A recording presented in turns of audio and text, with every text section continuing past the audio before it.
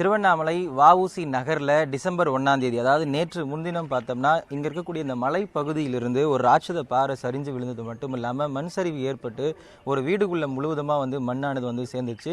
தற்போது நம்ம இருக்கக்கூடிய இடம் பார்த்தோம்னா, அந்த இடிபாடுகளில் சிக்கிய வீட்டின் பின்புறத்தில் தான் நம்ம இருக்கோம். நம்ம ஒளிப்பதிவாளர் நதீம் காட்டக்கூடிய காட்சிகளை பார்க்க முடியுது. இங்கே ஒரு இட்டாச்சி வாகனம் நிற்குது.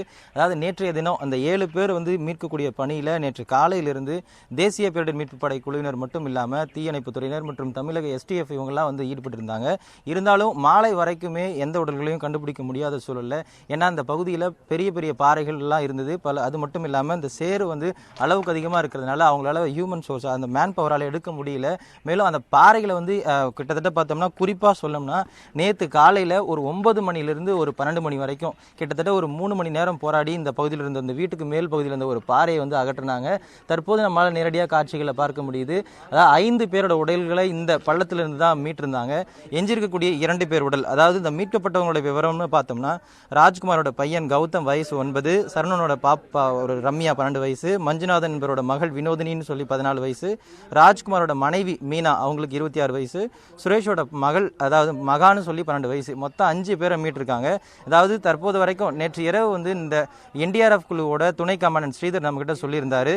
வருவாய்த்துறையினோட தகவல் அடிப்படையிலையும் மாவட்ட நிர்வாகத்துறை தகவல் அடிப்படையிலையும் 5 பேர் இது வரைக்கும் மீட்டிருக்கோம். எஞ்சிருக்கக்கூடியது அதாவது ராஜ்குமாரோட உடலையும் ஒரு 6 வயது சிறுமியோட உடல் மட்டும் மீட்கப்படலன்னு மாவட்ட நிர்வாகம் தங்களுக்கு தகவல் தெரிவிச்சிருந்ததா NDRF துணை கமாண்டன்ட் நமக்கு தகவல் தெரிவிச்சிருந்தாங்க. தற்போது அது கிட்டத்தட்ட இப்போ 7:30 மணியை நெருங்கிட்டு இருக்கோம். அதாவது நேற்றைய தினமே பல மணி நேர போராட்டத்திற்கு பிறகுதான் அந்த 5 பேரோட உடல்கள் மீட்கப்பட்டது.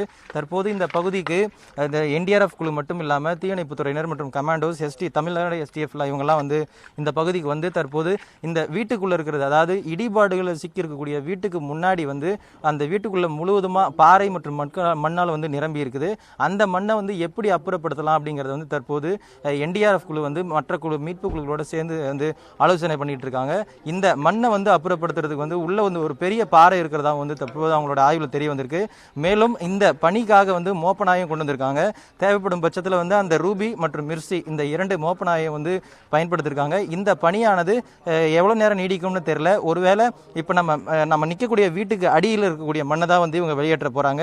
இந்த வீட்டுக்குள்ள ஒருவேளை உடல்கள் கண்டுபிடிக்கப்படலை அப்படின்னா, நேற்று இந்த இட்டாச்சி வாகனம் அந்த வழியில் இருக்கக்கூடிய மண் எல்லாத்தையும் இட்டாச்சி வாகனம் மூலமா அப்புறப்படுத்த இருக்கிறதாகவும் NDRF குழு நமக்கு தகவல் தெரிவிச்சிருக்கிறாங்க. இந்த பணி எவ்வளவு நேரம் நீடிக்கும்னு தெரியல. இந்த பகுதியில் பொறுத்த வரைக்கும் பல்வேறு பாறையும் மண்ணும் இருக்கிறத நம்மளால காட்சிகளில் பார்க்க முடியுது. செய்திகளை உடனுக்குடன் தெரிந்து கொள்ள உடனே சப்ஸ்கிரைப் பண்ணுங்க.